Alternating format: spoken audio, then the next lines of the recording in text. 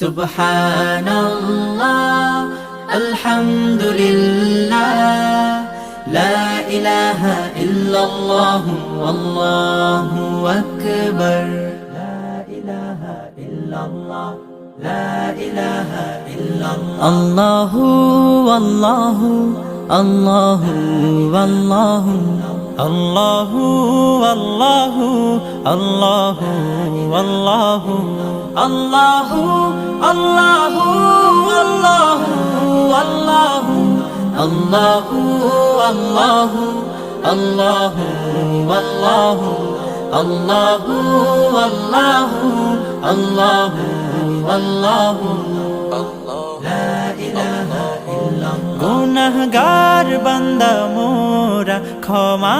করে দাও গুনাহগার বান্দা মোরা ক্ষমা করে